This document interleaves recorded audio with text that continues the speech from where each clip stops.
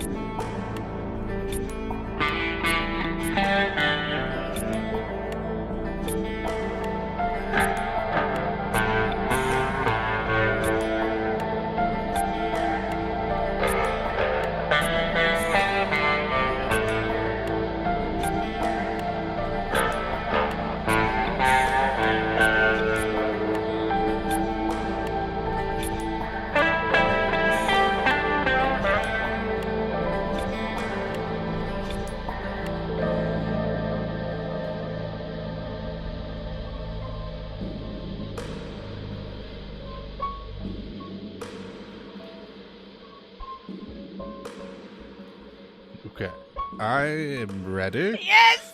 Oh, hello, children. Welcome to the Uncut Van. How long will you be staying with us? 12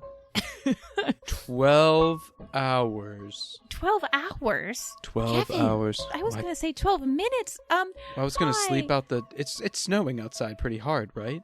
Oh, it's snowing something terrible. I'm sure we'll be needing to find you all some sleeping quarters for the night at least. I hate that idea. That's kind of my thought also. Okay. And Meredith, steps in front of her little band of friends, a half step forward. There's snow all over the floor, probably melting, and salt and whatever. I would like to see our friend Chet immediately, please. And I hold out my hairpin. Oh, that's... Huh. All she knows is they like this rock. So I would like to trade it for the life of my friend, please. Oh, you're friends of Chester, I see. He's busy at the moment, but he'll be at supper. What do you mean could busy? Get you settled until then. I could find you some rooms, or a room, I suppose. What would you prefer? A room, please. One room for the lot of you. Okay. Also, who are you? What is all of this? Where did you come from? What do you want? Yeah, how long have you been in operation? Because you have a lot. Do you pay taxes?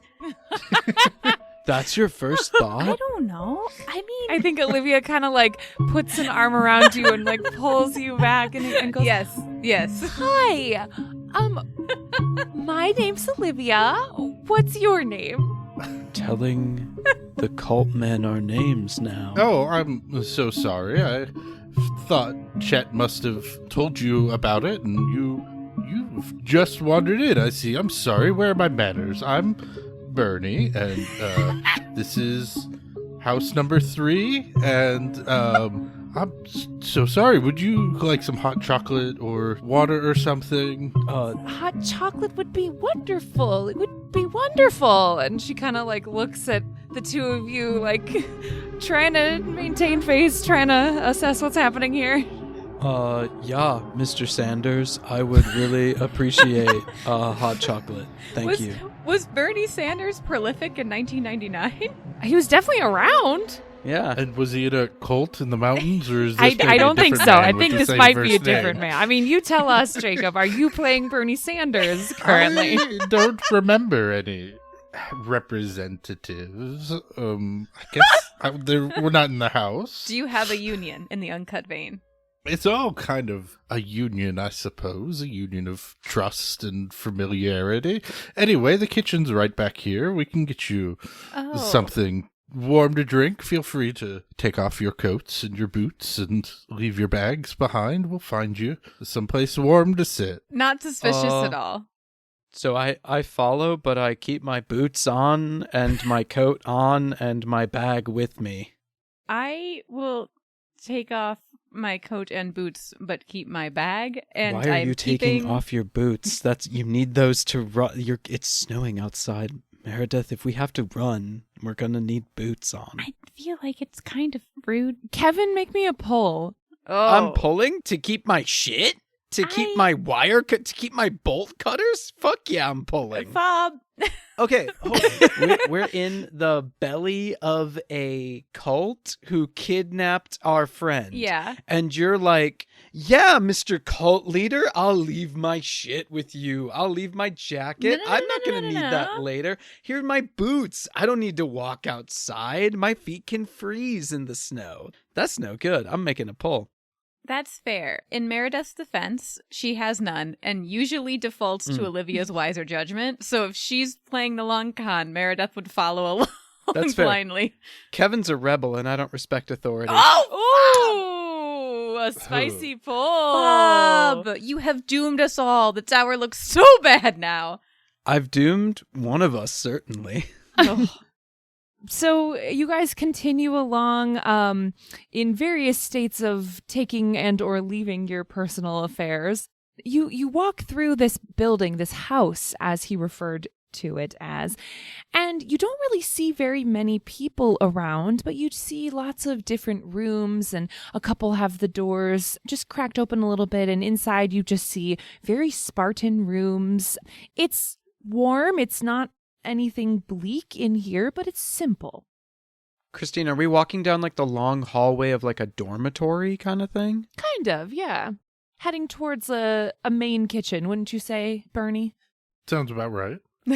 Jacob, I hope you know that I cannot stop picturing this man as Bernie Sanders, like a younger Bernie Sanders, but I still picture him angry with mittens on. And purple pants. And purple pants, which is even better, frankly. As we are walking, I think Meredith kind of gives her friends a side eye and gives Bernie a side eye. So, Mr. Bernie. Oh, just Bernie's fine, or Bernard, I guess, if you want to be fancy. Bernard, very distinguished. If we were to hypothetically assume that our friend Chet told us absolutely nothing because he's done nothing but lie to us and break all of our trust for the past 3 months, how would you describe the uncut vein, you said? Do you like spiders? I found some spiders in a bowl. Was that you? Oh, I'm sorry. I can't imagine Chet breaking anybody's trust like that. I assumed he had brought you or told you to be here. I mean, you have the stone, so I thought, anyway, let's get you some chocolate. And he's like, I don't know. I imagine we made it to the kitchen and putting some water on to boil and rummaging for the powders and stuff, and kind of gestures for them to take a seat at the kitchen table. If you don't know that much, maybe somebody a little more accustomed with sharing our ways should share with you. I am really just here to make sure you're comfortable and you've got a place to stay and are warm and whatnot. Supper's not too long now. I'm sure Jonathan or Theodore or Cindy might be able to share a little better. For now, why don't we just get cozy and warm you folks up? You seem to have had quite the day. I'd like to raise my hand. Yes, it was. You must be Caleb, I presume? Yeah, yup. My name is Caleb Castleman. That's not. I'm just assuming he is because Chet probably would have told me Oh, of a about friend Caleb. Caleb. Yeah. And he's just a man who hasn't introduced himself, and I assumed somebody brought you here, so it must be Caleb and his friends. Honestly, that's genius, Fob. Fabrice, make me a pull. Oh, no. For lying? This man is so nice and so warm and so kind. And he's brought you in out of the cold and has now offered you hot chocolate. And you're going to lie to him? No. I will say any player is welcome to refuse the pull at any time. I mean, he assumed my name, so I don't really think I'm lying. I'm just agreeing with his deception. So, yeah, happy to pull. I will be really sad if Kevin dies, though. I mean, me too. I like love Kevin, but... I mean, Caleb. My good friend Caleb. That's my name now, Mr. Castleman. Sorry, yes, my name is Caleb Castleman. I have to go to the bathroom. Where's the facilities? Are you pulling the old, I have to go to the bathroom so you can snoop maneuver? Yes. You guys distract. I'm going to go do D&D things. Oh, yes, the facilities are just around the corner there. First door on the left, probably near the kitchen. Caleb, are you going to be gone long? We don't want to miss dinner.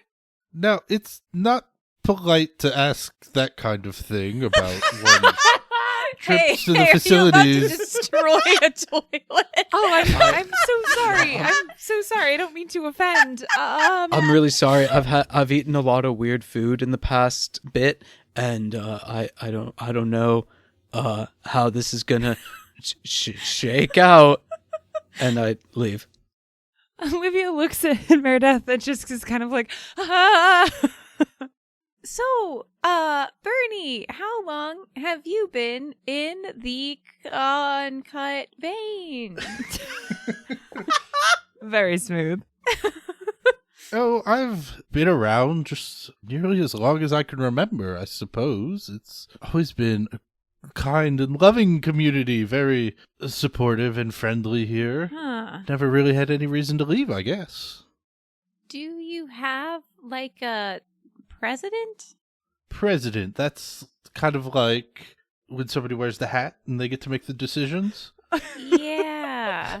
Who's wearing the hat this week? I mean, it's not necessarily like a weekly thing. It gets passed from time to time after discussion and consideration and the occasional coup. I think Jonathan's got it right now, if I remember. We'll see at dinner and then later at the trust circle who's wearing the hat today. Trust circle? Are other people going to be mad that we're here since we're not, like... Oh, of course not, dear girl. Was it? I'm sorry, I don't know if I caught your name. You can call me Meredith or Meredith, really. It just depends on your whole vibe. That's quite the name. No, we're all thrilled anytime new visitors or arrivals arrive. It's quite the excitement. And you have visitors a lot? I mean, it's not regular, but not irregular. It's from time to time, and every once in a while, somebody new will join us, or maybe not join us. And I mean, I make the beds and help make sure everyone's comfortable. Okay. How many people are part of this whole thing? Can you really put a number on community or family or home? Is being vague like a part of the manifesto? Is you have to be as vague as humanly possible? Now, we haven't had a manifesto since 3 or 4 coups it was ago? when Billy had the hat. He wrote a manifesto, and it had to do with roofs, but Roofs? Nobody was really into that, so we let the manifesto go. Was he the one that was cooed out? Oh no, the coup's a whole other story. That was Veronica. Veronica had ideas, and now she doesn't wear the hat anymore, and it's fine. So thinking is discouraged. Okay. No, it's not discouraged. It's just, I don't know, if you write a manifesto and say we can't have roofs anymore, people might not be happy with that. I bet that would get kind of cold? Yes, it was quite cold. That's why we guess put all the roofs back, and now it warms up quite nicely. You see something in Meredith click as he's been talking about writing a manifesto, and she gets really, like, she brightens and, like, looks at Olivia and is like, oh my God, I have a great idea. Actually, we also happen to be a part of an elite and secretive group, and we may be able to provide you with a service today. And she pulls out the script from her bag and she says, so, hello, Mr. Bernie. I'm representing the Forest View High School Key Club today. Do you have any suspicious locks or unopenable doors in your cult commune? I mean, your home, number 3, you said? Marissa, you get inspiration. Oh my God. We might be able to help with that, actually. Who? Marissa, I'm just mad you thought of that first. No, you see, Theodore, when he had the hat, we got rid of most of the locks and haven't really had any reason to bring him back, I suppose. I can't hardly think of one lock, a second lock we have here anymore. A second? Do you have a first? It seems possible. That's really more of a question for Jonathan. Yes, Jonathan is probably the keeper of the lock. Would you like more locks? Because we can make that happen too. No. When one immovable force meets another. Sweet girl, whatever would we need to lock up? We all live here in common trust and understanding. We share what we have. Is that like a metaphor? Also, sometimes if you have to destroy a toilet, you need to lock the door. That's a lot of trust that I don't even have with my own family. When you live in common trust, you're all mostly eating the same meals, so there's not, like, a lot of surprises. Anyway, here's your hot chocolate. It's ready. Oh, thanks.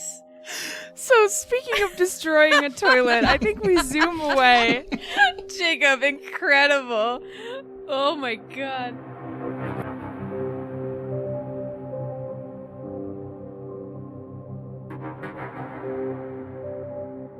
Kevin, Yeah? what are you getting up to? So here's the thing, Christine. I, Fob, just heard from an authority figure that these people don't believe in the concept of locks save one, which means I'm open season. I'm going in these rooms. I'm touching stuff. I'm opening drawers. I want to know who these people are, what they've got, where their guns are. What? Whoa. I don't know what kind of crazies these are. Okay, yeah, so I think you slip into the hallway and kind of skulk down. Somewhere inside of your mind, some very intense D&D-esque music starts playing Lord of Darkness shit. Yes. And you go to the nearest room, and the door is open. It has not been locked, and you push it open a little more. The door creaks a little bit. You look around. You don't see anybody. You head into the room. It's pretty Spartan quarters, clean walls. There's a simple floral design that looks to be like a hand-painted border trailing around the room. There's a couple of twin beds in clean lines, and each one has a small cubby at the foot of the bed where people can store their things. There's no, like, desk or drawer or anything like that? It's just the cubbies? Just the cubbies. Great, I'm opening the cubbies and want to look inside. Are you looking for something specific, or just looking to see what there is? I kind of want to know just what these people have. I'm still trying to figure out, like, what the deal is here, and I don't trust the nice, jovial man who God has told me is nice and jovial. Caleb, Kevin, whoever you are, you rifle through the cubby. I think you find, just some spare clothes. You find some knitting and weaving projects in the middle of being finished. So, like simple stuff that's like... Yeah, simple things. Okay. There's maybe in one of the cubbies you find some paperwork. You find a printed out piece of paper that actual Caleb would be very familiar with. You find a poster that says, "Strange things have always happened in Spillman, but the mining disaster of 1809 was intentional." And at the bottom of this poster, you see a date for a meeting that is 2 years before now. You see the 1997. Oh. Have I seen the other version of this? No, I don't think you have. Cool. Okay, so they've been recruiting people for at least 2 years. Why didn't we know about this place? I think that's Kevin's biggest question right now, besides where is my friend? I don't think I'm going to find anything else. And I'm not trying to steal from these people. I'm just trying to figure out, like, what's their deal. So... As you're pondering what you're going to do, you hear footsteps approaching. Make me a pull. Christine, I'm gonna refuse your pull because I'm okay with this. Oh. I want to put the stuff down before I get found out, but I'm okay if someone finds me. All right, cool. So you've refused the pull. So you hear the footsteps grow closer and closer, and then in walks a young woman. She's maybe early college age, and when she sees you, she goes, oh goodness, hello, can I help you? And I look down at my hand. Hello, citizen. Yes. I am an esteemed member of the Key Club Society. Extend hand to... and I reach out my hand to shake. She very tentatively grasps your hand. Do you have any keys or locks that are locked and you would like to not be that way? What need do we have for keys and locks here? Oh, God. I was speaking with Bernie earlier and am excited to meet up with Chet. Chet. At supper. At supper. Oh, the new boy. Yes. What was your name? My name is Caleb. Caleb, it's so nice to meet you. My name's Tabitha. It's, are you... What are you doing in my room? Oh, I apologize. I was looking for the facilities and... Well, you must be very lost then. I was not given a clear instruction as to where those are. Well, why don't you come with me and I'll show you the way. And she kind of puts a hand on your shoulder and leads you out of the room. Thank you very much. I would like to go back to kitchen at some point. Well, there's the little kitchenette here in the house, but most people are down at the mess hall for dinner and then the trust circle later. When did you get here? Very recently. You know how time kind of flies. Time flying? That's so funny. Oh dear. And you walk down the hallway a little bit with her and she points out the restroom at one point. Here, the restroom's right here. If you just got here, you said you did meet Bernie? I was acquainted with him, I believe. Mr. Sanders, Okay. yes.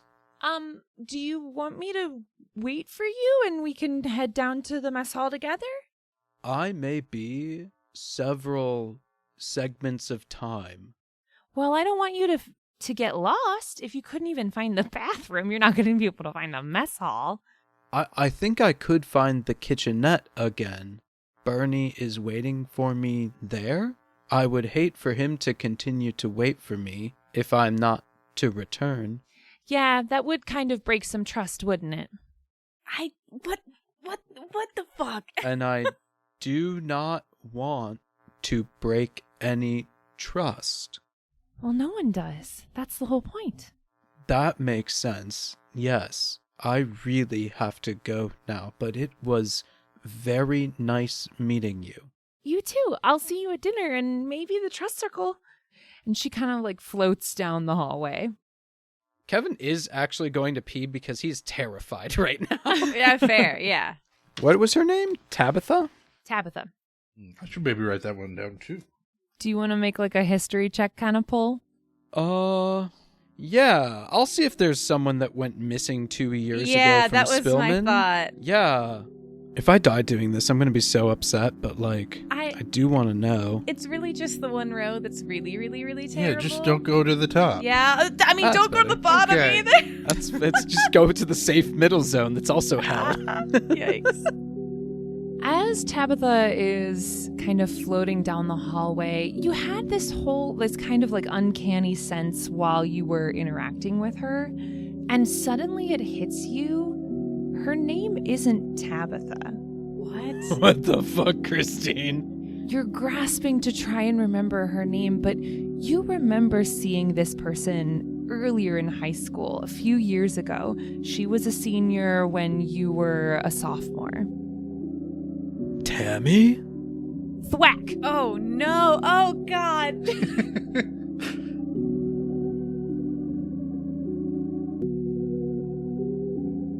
We'll thwack forward a little bit, Kevin. You've gotten back to the group. I think that Bernie has shown you your room. He's given you some information on how to get down to the mess hall. You guys are maybe dropping off your stuff in your room? I keep my secret thing on me, but yeah. Your secret thing? The knife? Yeah, I have my knife, but it's like hidden on my leg. Oh, right. Okay, cool. So you get into the room and Olivia looks at you and says, okay, so are we just gonna like go along with everything here? What's the plan? Guys? And like Kevin's like visibly like skeeved out. He's kind of like shaking a bit and like not good. Do you remember Tammy?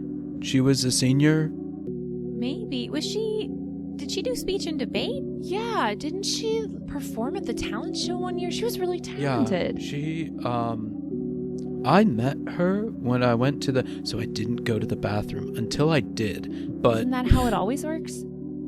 Yeah, Olivia, this moment is exactly the time for that kind of insightful commentary. Honestly, thank you for grounding me right now. Okay, so you saw Tammy? Like Yeah, here? she goes by Tabitha now. Huh. No, that's not a huh. That's a huh. That's a what? That's not a huh. Well, she went to college, I thought, and then just always had a lot of internships, and that's why she never came back to Spillman. Are you sure? I'm like 90% sure. I also saw a poster dated 1997 of them like trying to recruit people to come here. So like they've been here for at least 2 years and probably a lot longer. Well, Bernie was saying that he's been here for like his whole life. So, I mean, yeah, this place has been around for a while. Yeah, and that man looks older than time itself, but like... He really does, but his fashion sense is timeless. It's true. Put him in a Cher music video, my God. Oh my God. Yeah, do you believe in life after love, Olivia? God damn. With those pants, I think I would. But it's weird that like no one in town knows about it, right? Like we're within a day's walk of Spillman and no one knows that there's a scary cult amoeba engulfing local townsfolk. I think it's reptilians. Reptilians, aliens, I don't know that it matters. I think we should try to find Chet and try to convince him to leave with us and then just make a break for it. I know it's snowing and dark. Maybe we can leave in the morning. We're gonna have to like barricade ourselves in the room because like... Oh, did you do the key club bit too? They don't have any locks. They don't believe in locks. They don't have any locks. It sucks. They're one in. Why did we write the script if not for I did the script, locks? Olivia. I did the script. You did the script? Now is the time that we should ask about bones, because you know who probably have bones? Oh, These that's people. Meredith. Yeah, that's really good. We should ask about bones. Before we, go down that path, listen, I'm not buying into anything they're selling, but like, nobody's threatened us. They've offered us hot chocolate and dinner and a place to sleep. I mean, are you really sure that we're in danger? You guys are acting like, I don't know, like we're gonna get killed, but I mean, everybody's been really kind. Like, maybe this place isn't actually scary. I would like to pull a yo-yo out of my backpack. Okay. What? I would like to hand that yo-yo to Olivia for a second and be like, "Here, champ, I need you to like look after this for a second." And then I'd like to take Meredith aside for a moment. Wait, what? She takes the yo-yo and it kind of just looks at you like, "What the hell?" Does she start yo-yoing? No, she's looking at you. Oh, okay. Well, I'm taking Meredith aside and gonna have a whispered convo over in the corner. What? Okay, I don't think now is the time to necessarily break our tiny group into No, I'm not trying to break groups. our tiny group into tinier groups. But Meredith, they're getting to her. She's already one of them. She's already saying They're not oh, getting man. to me, Kevin. I'm just You trying to can't remain grounded. Olivia, you can't hear me. You're busy yo-yoing right now. Okay, here's the thing. Whether or not they're outwardly dangerous is one thing, but outwardly harmful, I think, is another. Like, Chet left his family. Like, he left his mom. He left us. Like, they might not, pull out shivs and try to give us lobotomies, but they're still doing enough harm to make me really worried. I have no idea what these people want. They have this big commune. They seem really into spiders and truth and trust, and I guess Spillman a little bit, and I don't know why. That kind of freaks me out, and I don't really want any part of it. They keep talking a lot about the mining accident and that we need to know the truth about it. That's kind of a weird, singular point to fixate on, The mining accident. Wait, Olivia, weren't you doing your project on the mining accident? Oh, shit. Maybe that's an in. Between that and my stupid rocks. Wait, I have here. I hand each of you some rock salt that I penciled to look like stupid stones. Now, if we all have them, then it's more legit and they might listen to us. I don't know what these do, but I don't know either, but I hear you, Meredith, and I think you're right. I mean, Chet did leave us, so it's a problem. It's a big problem. But I guess I'm just saying, we probably shouldn't be super squirrely around these people because they're gonna I don't know. I feel like we've been acting fairly normal around them. Okay, but then we come in here and you're like, we're gonna barricade the door, and you shove a yo-yo in my face and won't talk to me. So I just dude, think you were the one that was like, hey, they're not so bad. Maybe we should listen to the crazies. I'm not saying that. I'm just saying that I don't want us to run away with our heads. That's all. Can we just go to dinner? No, but if we sleep here, we do have to barricade the door. That is a 100% necessary thing. Okay, whatever, Kevin. Can I have my yo-yo back? No. And she whips out a walk the dog and walks away from you. Oh my! Oh, hell yeah. Man. Sick trick. I still have to figure out how to do that one. So I guess at this point, Bernie's gonna knock on the door. Well, children, it's about that time for dinner and then the trust circle. I trust you're settling in well and it's nice and warm. And a yo-yo. I remember that from when I was a boy. It was all the rage. You could go Would up you like a and turn? down A turn? and I don't know. I don't know if we're good with yo-yos right now or not. I can't remember. Well, we won't tell anybody. Here, give it a try. Corrupt him. We'll have dirt on him. That's good. Maybe I'll ask Jeffrey, right? I don't think you need to ask permission to find joy in life. I would really love to see an old man yo-yo trick. Maybe later. It's time for supper anyway. Bundle up. Or don't if you want, I guess. Freeze, that's fine. But I recommend bundling up. It's out. Oh, it's in a different building or it's outside? Well, of course. You don't think we would eat in the house, would you? We eat at the mess hall. Where do you eat? My kitchen. I mean, kitchens are good for snacks and, of course, hot chocolate. Excuse me? Yes, Caleb, was it? Yeah, that is in fact my name. Could you elaborate further on the trust circle as, specifically what it involves and entails? I could, but we're running late, and, Cindy and Theodore are really more versed in telling outsiders about our ways. I think it'll make more sense if you hear it from them. They'll be at supper. It's right this way. Meredith visibly, stiffens. Don't want to see those people again. Is our friend Chet gonna be there? Because that's really what we're worried about. Of course. I mean, I don't know him that well, but he doesn't seem like a boy to skip supper, if you know what I mean. Wink, wink. That doesn't mean anything. That's just it's something an old man says. That sounded worse than I wanted it to. No, that's perfect. Old people do that shit all the time. Old people That's do what weird just shit. goes for an old knickerbocker like me. Now you just have to drop some like unhinged wisdom that was only relevant 40 years ago. Invest in gold. Buy lots of gold. Sure. Now, we do typically separate the guys from the gals at dinner, unless you guys are family or what? We How would- are, in fact, a family. Make a poll. Fob. Do you want to sit together or do you want to be split up again by these weirdos? I would prefer to sit together, but I would like to attend the inevitable wedding between Kevin and Olivia in 20 years. I don't know that that's going to happen. Oh! We're fine. Spicy. Yeah, Bernie, what Caleb just said seems very true. And as you look at these three people, they do kind of look alike. They're all similar sizes and the same age. So, yeah, why would they not be similar? And who are you to define what a family is? I mean, I'm an old white guy, so I probably have some ideas, but... Oh. 1999. So we can sit together? God? Yes. Great. God? I thought you, Bernie, were asking your own God if we could sit together. allow the children to sit together. There is no deceit here. They made a poll. There is no deception. Great. And then I suppose we're going to trudge to dinner. Trudge you do, yes. And you walk through what is about like knee-high snow at this point.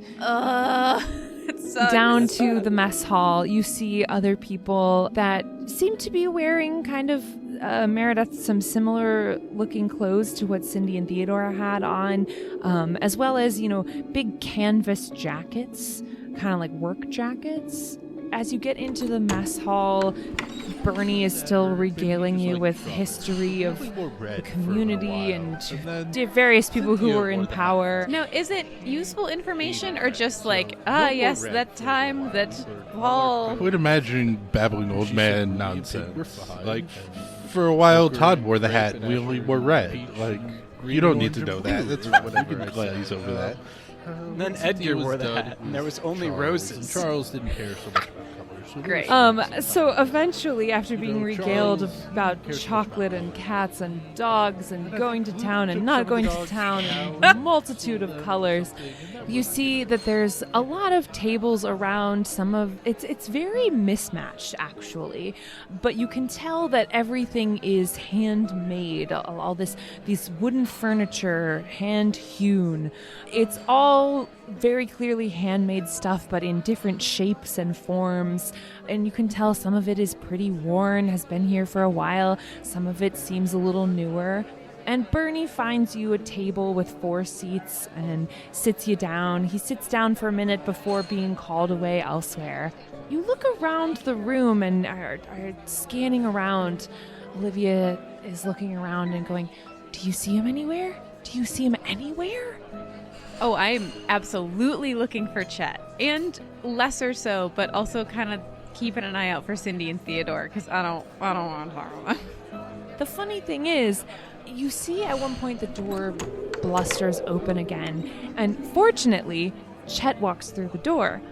Unfortunately, he is with Cindy and Theodore. Oh, good. Are those the kidnappers? Yeah, I mean, he went willingly, but yeah. Can I just wave? Just start waving? Yeah.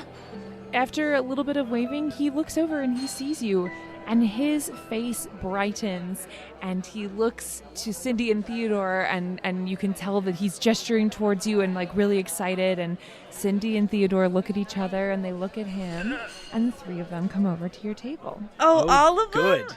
Oh, no. Oh my God! Hi, you guys! What are you doing here? I immediately stand up and put the table between me and the other 2, I think. That's fair. We're here to find you? To find me? Well, okay, here I am. Are you okay? Yeah, I'm great. Just been hanging out, spending some good time here with my friends. And Cindy and Theodore look at you and they say, hello, it's good to see you. It's so good to see you. Are you staying here? Well, yeah, I've been staying here for a little while. Why? But are you coming home? Yeah, that one.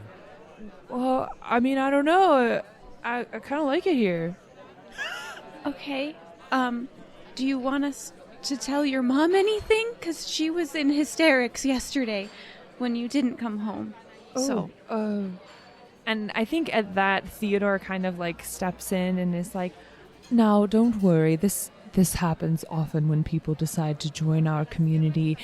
It's actually probably better to have a cleaner break. But it's good to see you three here. I want to apologize. I feel that the last time that we saw each other, and he gestures to you, Meredith, I feel that I may have frightened you, and please know that was not my intent. It never would have been. I just was so surprised to see you having a hairpin, but now that you're here, well, it makes a lot more sense. I don't think she believes him, but if we're going the Olivia route and playing along. Yeah, sorry for reacting, fight or flight and all of that. It's very understandable, but I'd like to build trust with you, and please know that it was not my intention to harm you ever.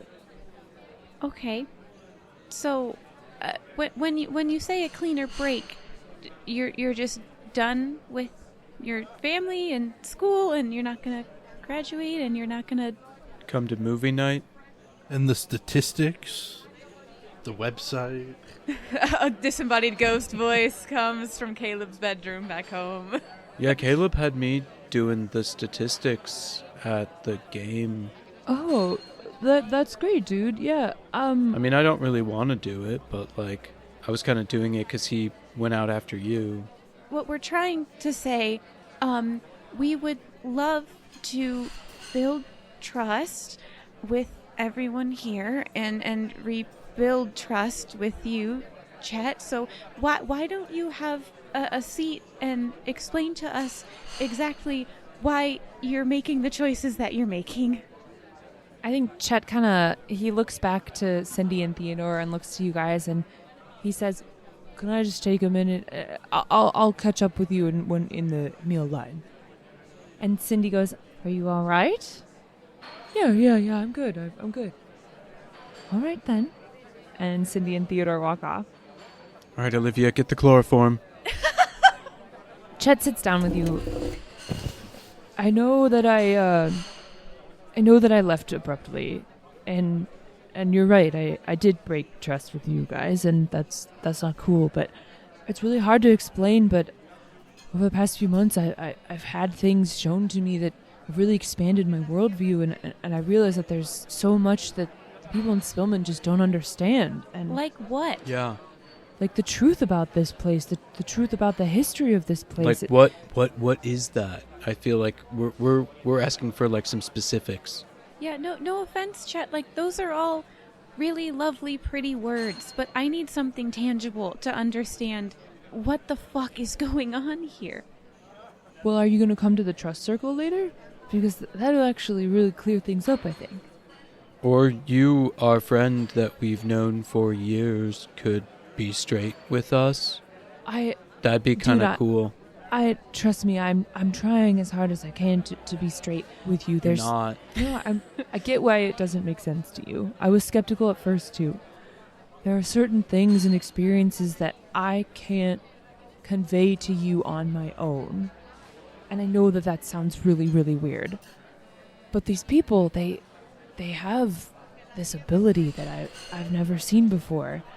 And it brings this clarity that it's like, I realized that all the people who said they'd been teaching me truth they had been lied to themselves. And I was drawn to the truth. What can I say, man? Okay, but like, so this I think is a good salient point about you not being straight with me right now, my guy.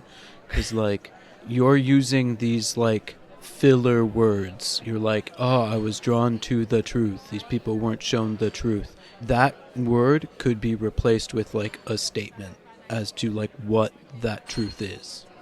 Okay, what do you know about Eloise Blackbird? I don't know who that is. What do you know about George Spillman? Founder of the town, I think. What do you know about the role that he had in the mining disaster of 1899? Well, I think that was Olivia's project, and I, passed the baton on to her. Well, the mine was in such disarray that it was a safety concern. It couldn't have been stopped. It was just a catastrophic failure of the mine. That's not true. How do you know that that's not true? I did the research on that. I looked up all the sources. What do you mean that's not true? It's not. It was a cover-up. What do you know about... Okay, no, hold on. So, before you just go and, roll over our friend there, we've all seen Olivia do a lot of work this whole past semester researching this. So she's done a lot of work to, prove her point, and you can't just come in and be like, you're wrong. Where's your evidence? It'll be shared in the trust circle. But you have to trust me in order to understand. Chet, I hear you, and I get it. It's very obvious that you're really passionate about this, okay? I'm passionate about the human skeletal structure. I get it. But I can't help but notice that, you and all these people keep talking about the past. I guess I would just ask you, think about the present for 2 seconds. Think about the future. Think about your mom, your next birthday party, when you turn 21, about college, about graduation, about all of us, about next summer in the cabin and you won't be there, and we were gonna have a Y2K party on New Year's, and laugh about how stupid it was, and have confetti poppers and Cheetos and sour cream and onion chips with garlic aioli. That seems more important to me than a mining disaster 100 years ago. So, I get that this is interesting, and we'll go to the trust circle and whatever, but I just want you to think about if all of that is worth giving up everything that could have been back home. I guess I'd also... Well, I don't think I should add anything to that point, because that was actually a really beautifully stated thing. So yeah, I'll shut up. You can cut me talking now. Because it's you're... I can't stop myself. Because it's you're saying all these things, okay, truth, cool. But, so, if you stay here, then that truth also stays here? And so now you're just, a snooty asshole in the woods with a bunch of other snooty assholes that are all we know the truth about the town. And it's okay, cool. Where's your, outreach program? Where are you, in the community, trying to, change people's perception? You're just, up here in a commune? So, I don't see how that's, helping anyone. Meredith, as you were speaking to Chet, as you were sharing your honest words and feelings, you could see that there was some sort of recognition coming across his eyes. You could see it building. But Kevin, at your words, he bristles again. God damn it, Bob. And he stands up and he says, I'm gonna go get my dinner now. And he walks off. Meredith turns to Kevin, just angry tears. What the heck, man? Calling him an asshole probably isn't going to get him to come with us. I mean, if he wants to stay here and throw it all away, he's allowed to throw our friendship away. That's fine. I guess screw him. I thought he was in trouble. I think he still is.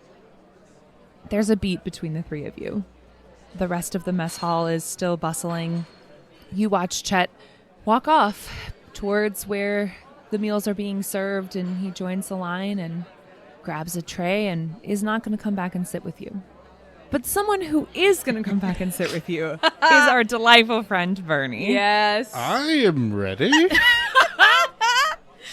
And what have you brought? Oh, I brought 4 trays of whatever is for dinner.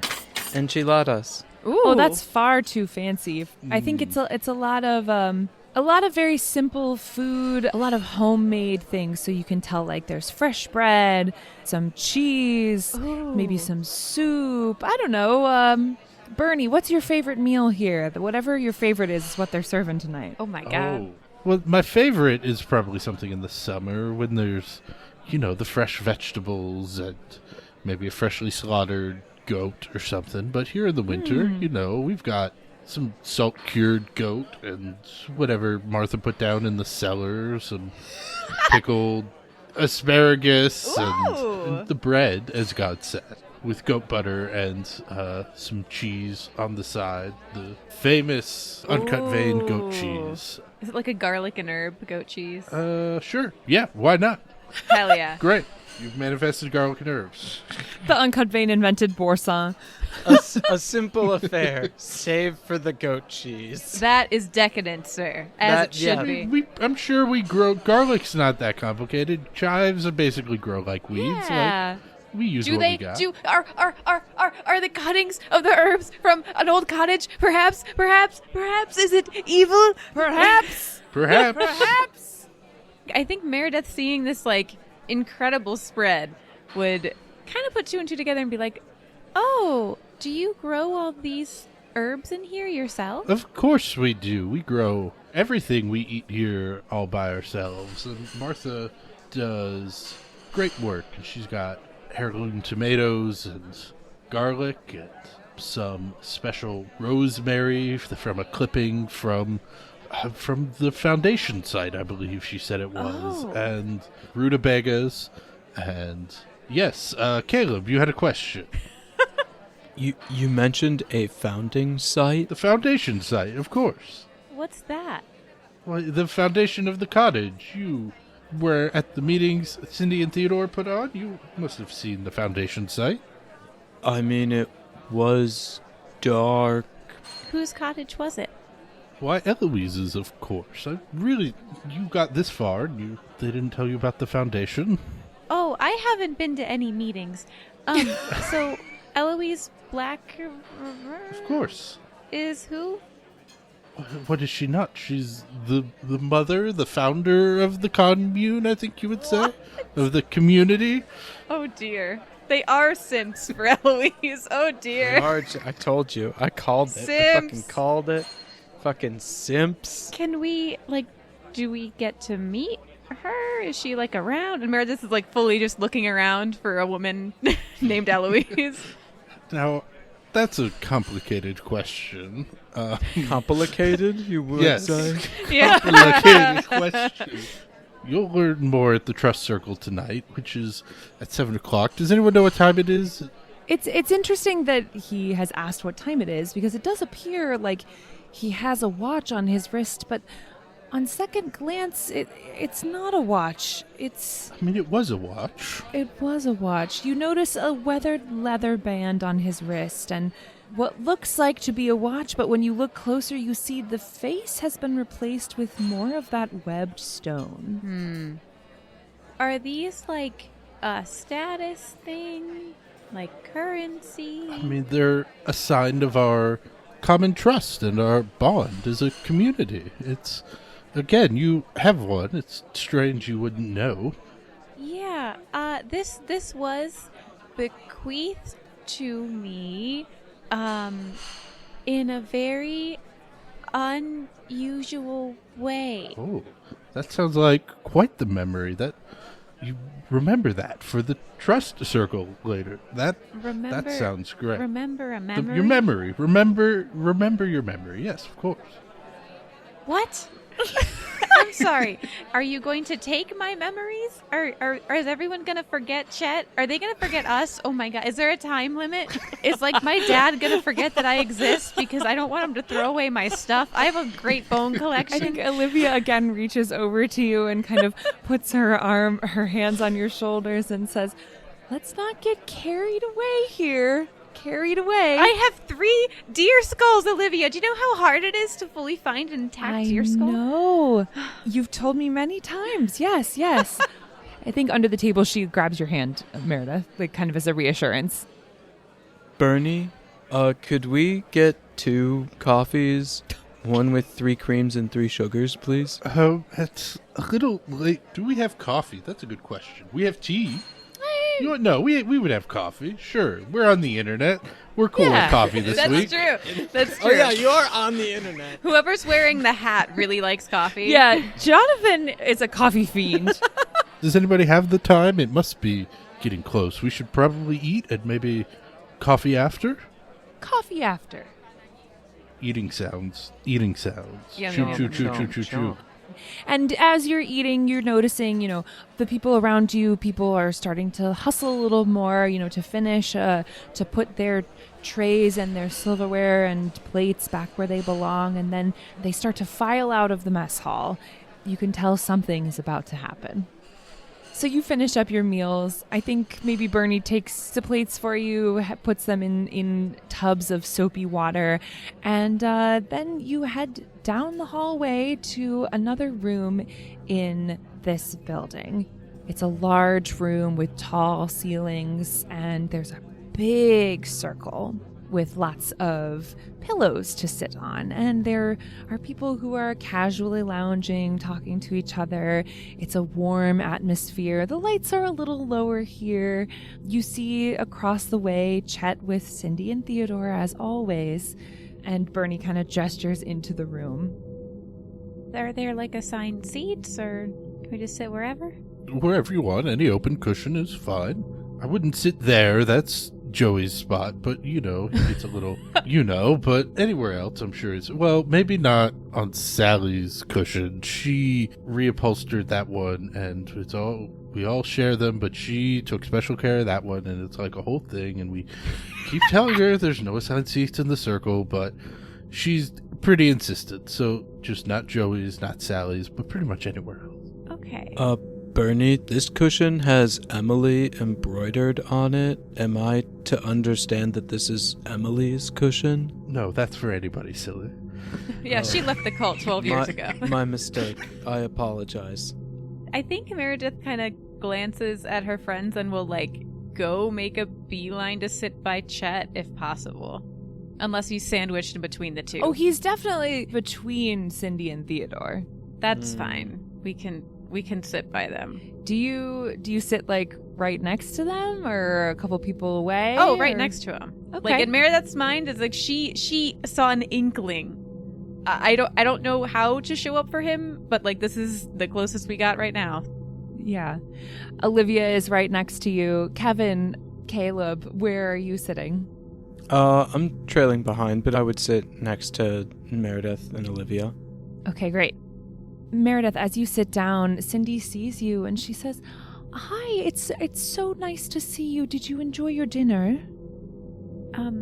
Yeah, it was really lovely. Thank you, for having us.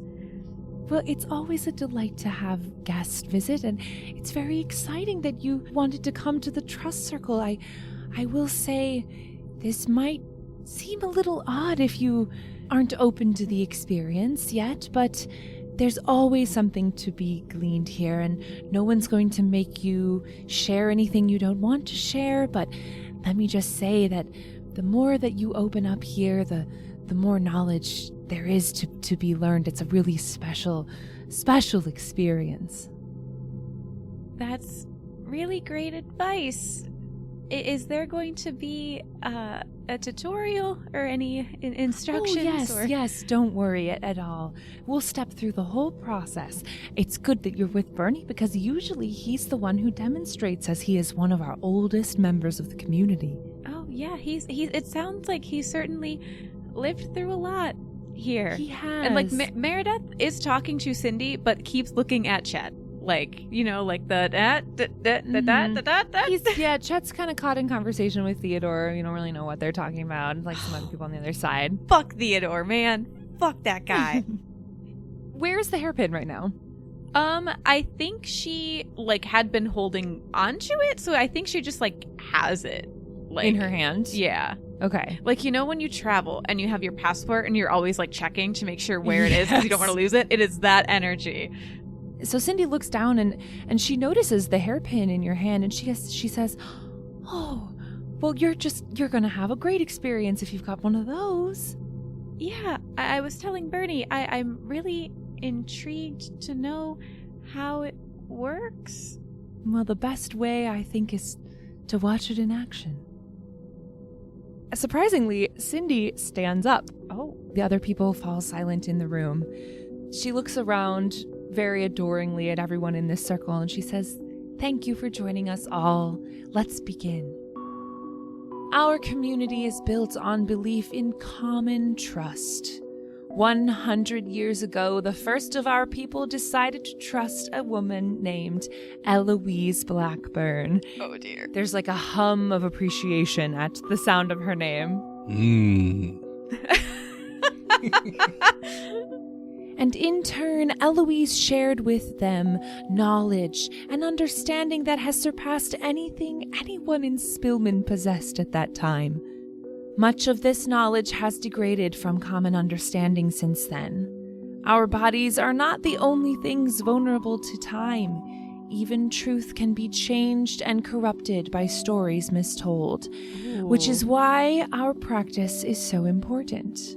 By entering into deepest bonds of trust, we share pure truth unmarred by time and space. Her eyes close as she says this line. We preserve what the world would betray. And you hear everyone say, we preserve what the world would betray.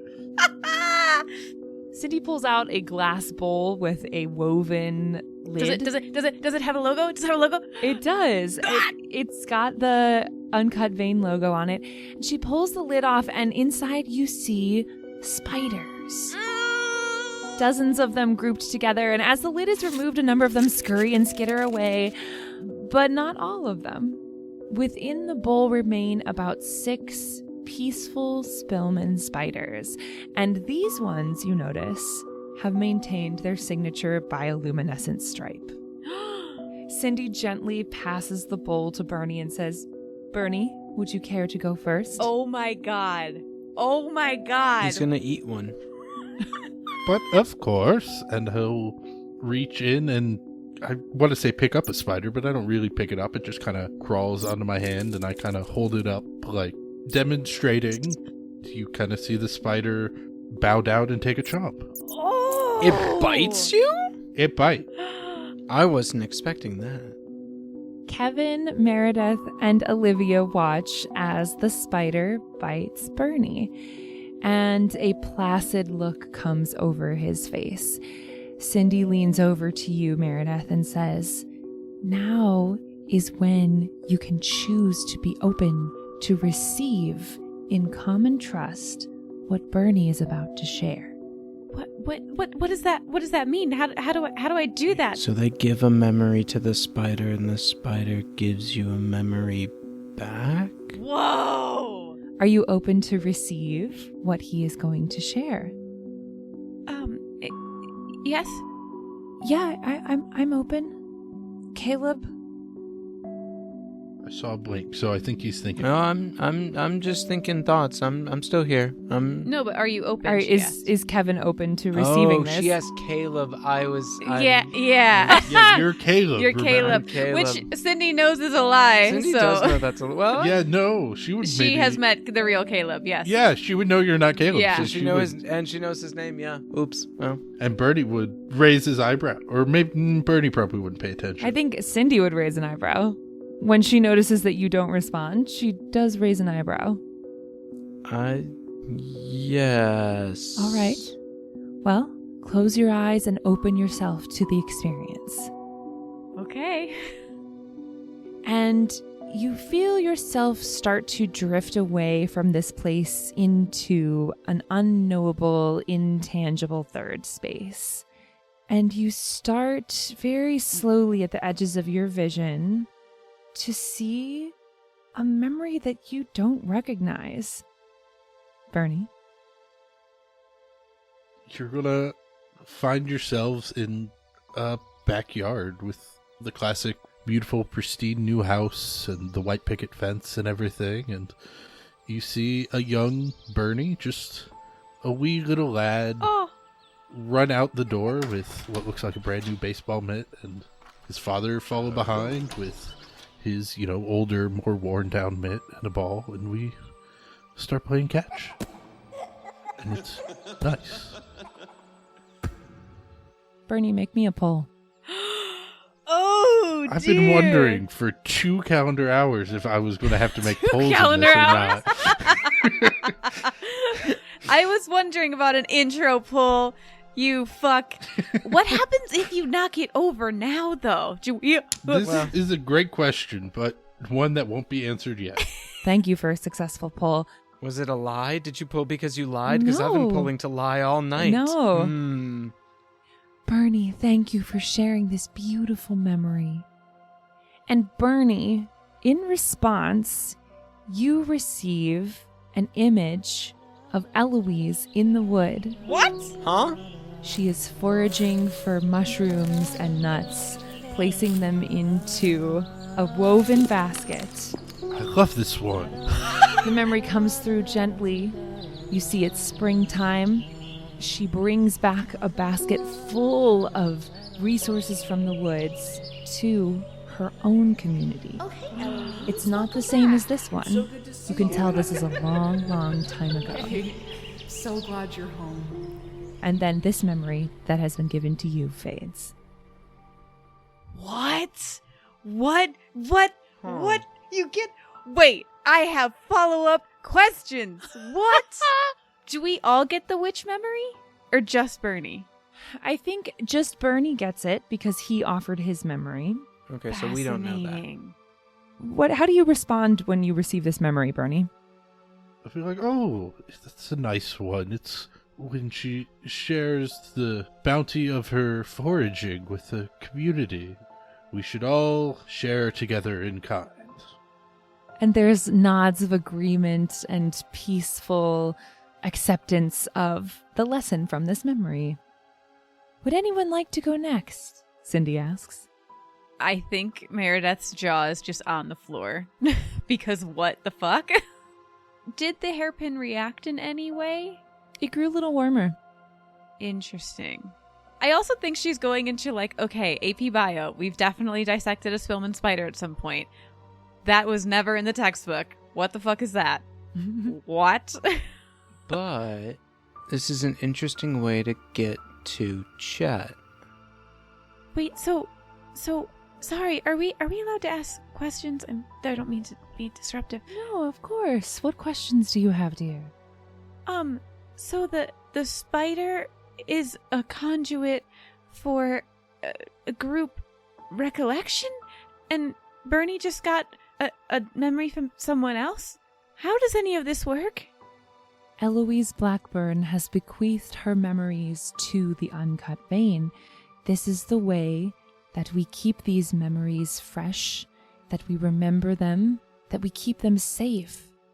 This is how we keep the truth from being changed and corrupted.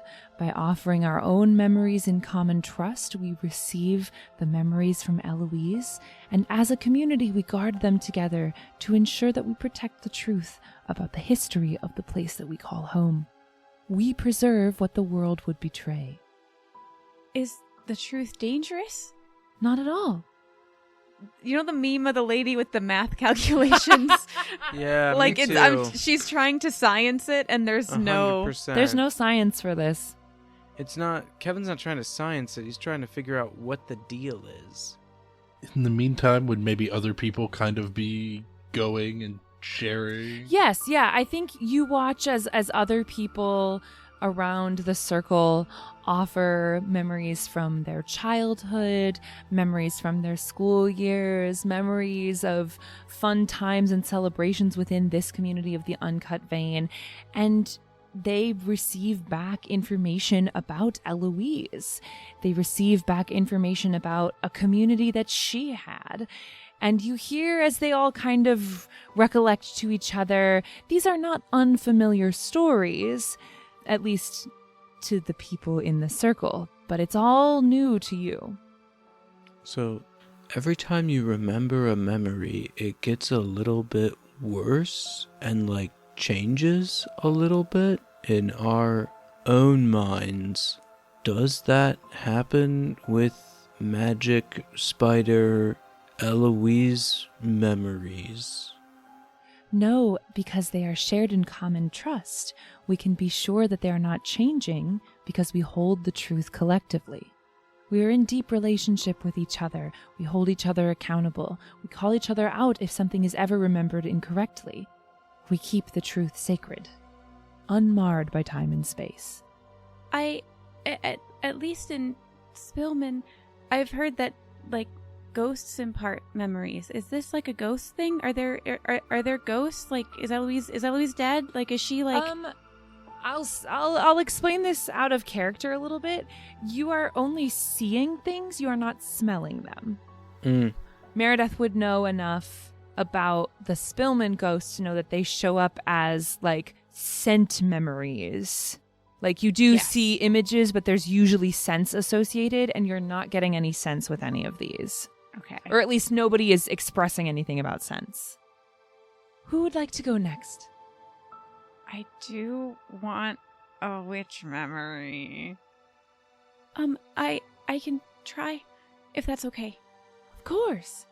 And Meredith, you see Chet looks at you with so much admiration and like, finally someone is understanding what I've been experiencing. He's very happy that you are joining in on this. Oh, she gives him like a very obviously terrified smile back. And then I think as the bull's coming around, she like holds out the hairpin. She's like, is this related?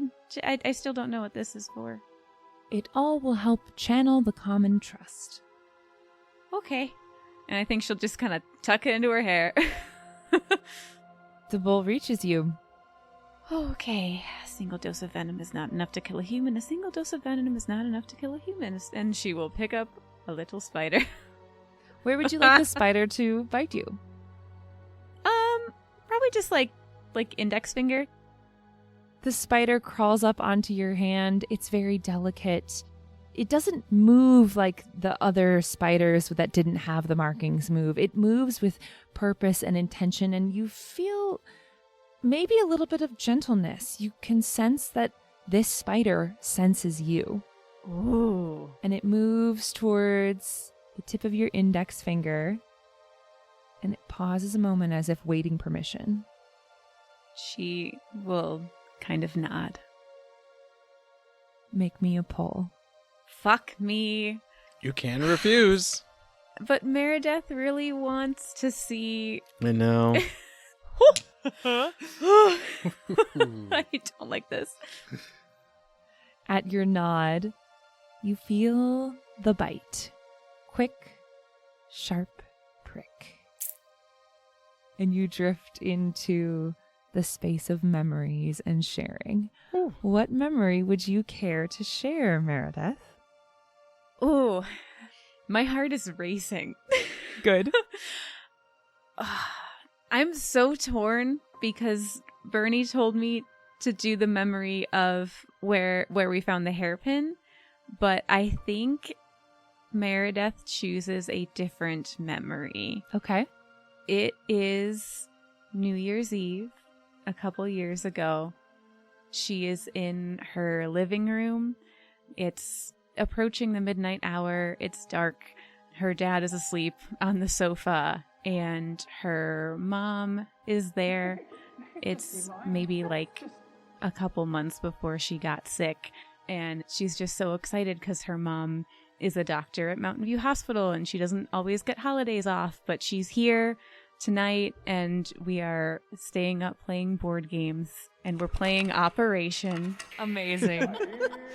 There are snacks scattered on the table. We made those like oven soft pretzels with like the salt. There's yes. That weird microwavable cheese. I think there's like a quiet hum of conversation and the hum of the operation board as we hit the sides of the metal and trigger the mechanism. It's just a feeling of being warm and seen and loved. For the very first time, there's like a thrill of excitement because Meredith beat her mom at Operation for the first time in her life because her mom doesn't take any prisoners. And they realize, oh my gosh, it's 11:59, and scramble to wake up her dad and turn on the TV and watch the ball drop, and, you know, the pretzels go flying everywhere and plastic organs follow suit. But it is one of the last memories that Meredith has before the hospital visits and hospice and watching someone she really, really cares about waste away in front of her. And so that's a memory that has a lot more resonance in hindsight than it did at present. And I think as that memory fades for everyone else, she is silently crying. You feel Olivia has wrapped an arm around your shoulders, pulling you a little closer. There's a feeling of solemnity, of understanding of just how important this memory was to you. And you can feel the others in the room hold that memory very carefully. And you feel that your memories were always only your own, but now somehow they are collective. At least this one is. And you begin to hear something else. Something that you hear both physically and mentally, but it goes beyond that. Come to me. Oh, shit! What? And you start to see a simple cottage. You see a family. You see a young Eloise. She is a little girl. You see her father in a big chair in the main room.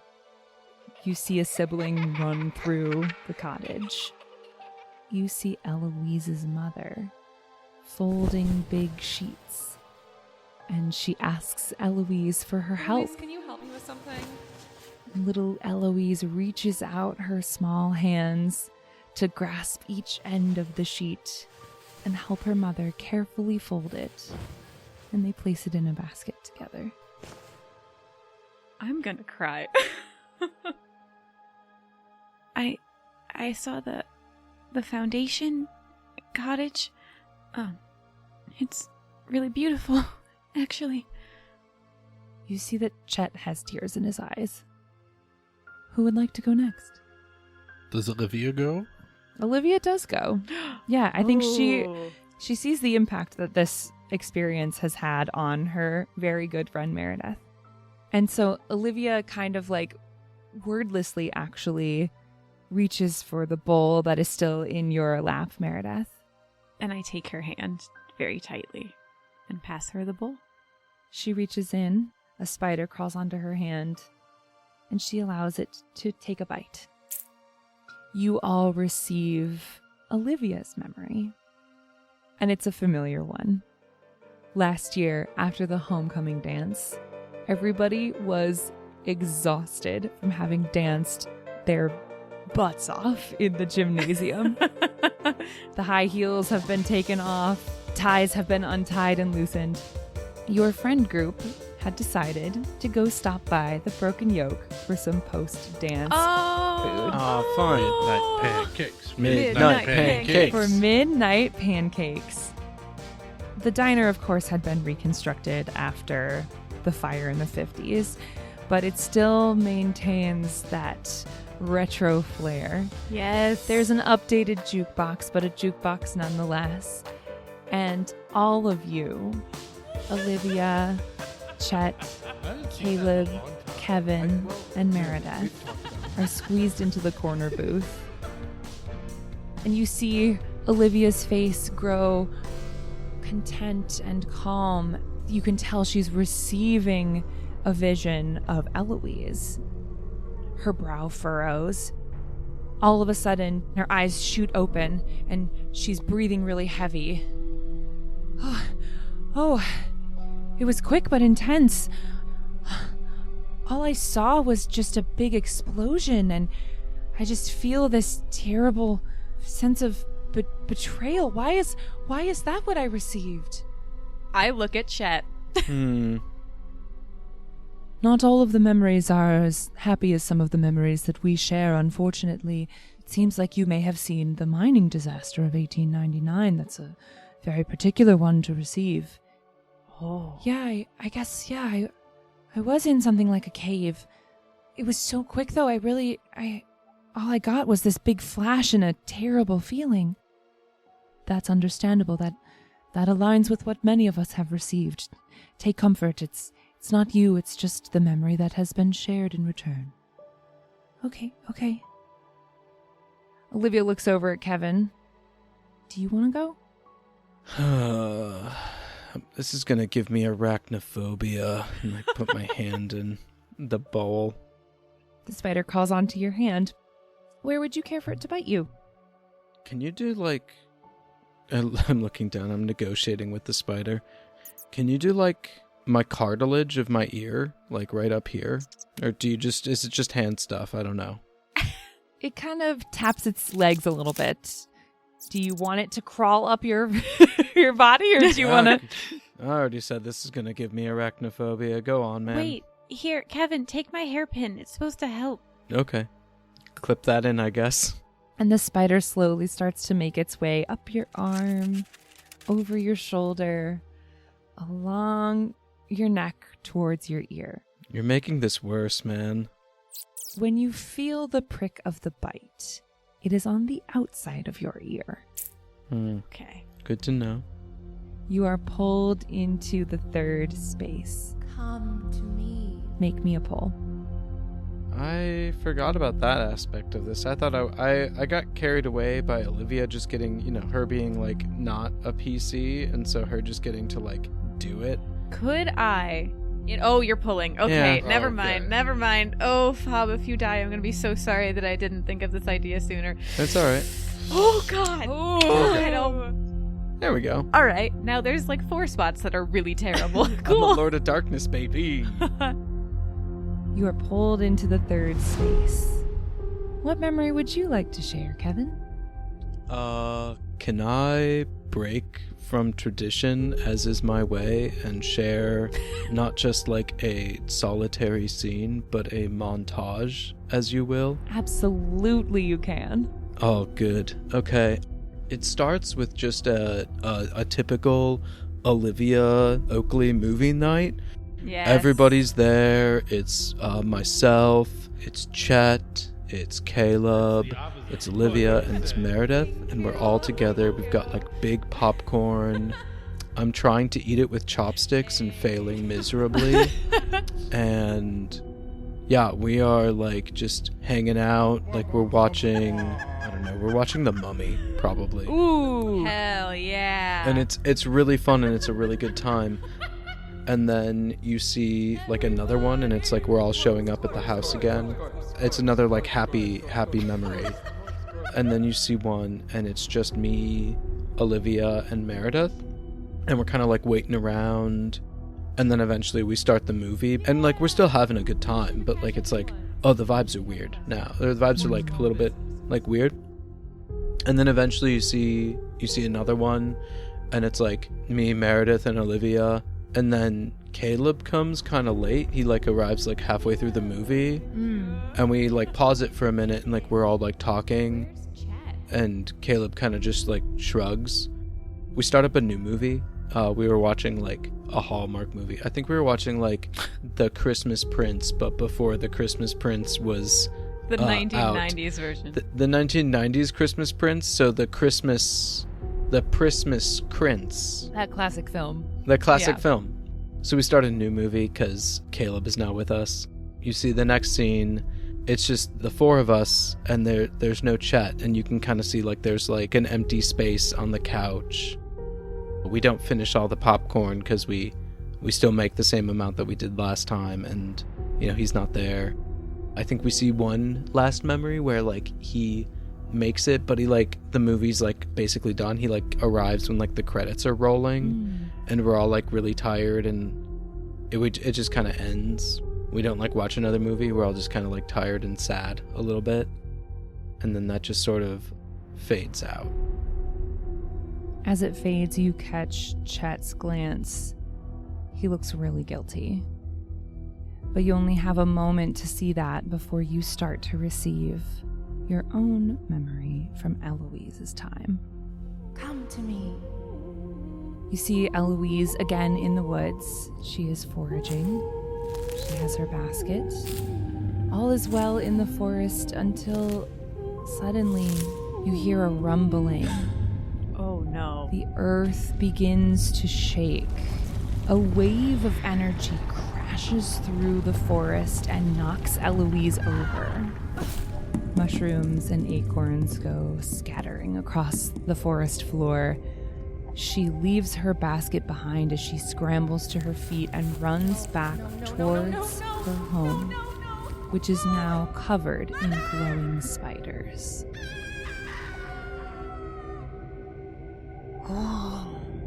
Okay. I got a lot of spiders and a wave of force. Theodore looks at you and nods solemnly. The tragedy. A few more people in the circle participate in the ceremony. And then once everyone has had an opportunity to participate, Cindy holds the bowl and she looks at everybody and says, "To close the ceremony, we will share one memory together." At her words, you start to drift back into the third space again, all of you. And together, you all see from afar a group of people standing in a circle, holding hands, all connected to each other, swaying gently together as they begin to chant. Passed among and in one tongue, this ritual shall bring an opening, a siphoning, as power starts to sing. You see from somewhere in the middle of the circle, you're too far away to actually see it, but there seem to be streams of light that start to emerge. Red, yellow, blue, these colored waves wind their way in and through the interlocked hands of these people. You start to notice these streams connecting with the people in different spots, their hands, their wrists, their chests, their heads, their ears. The light starts to concentrate and glow in these spots before transferring into the people themselves. Wait, oh my god, do they all have crystals? Are they like wearing like the crystals? As it enters them, first the light glows red before turning a cooler blue-green color. Oh my god. A door unlocked, a might unblocked would threaten total flood, balanced now with sacrifice, edified in blood.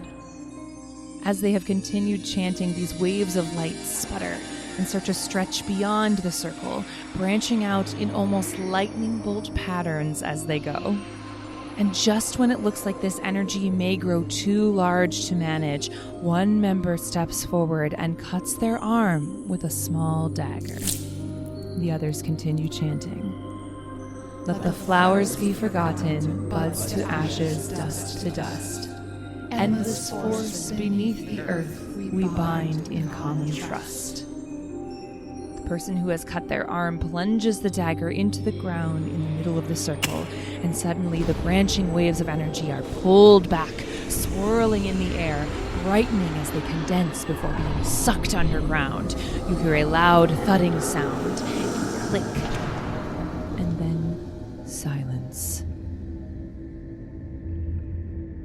And as softly as you slipped into this memory, the edges of your vision start to go blurry.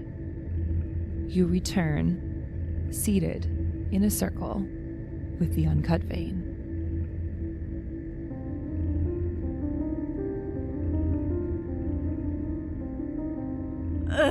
So the cult's not bad, guys. Cult seems fine to me. This episode brought to you by Fine Cults. Some cults are all right, I guess.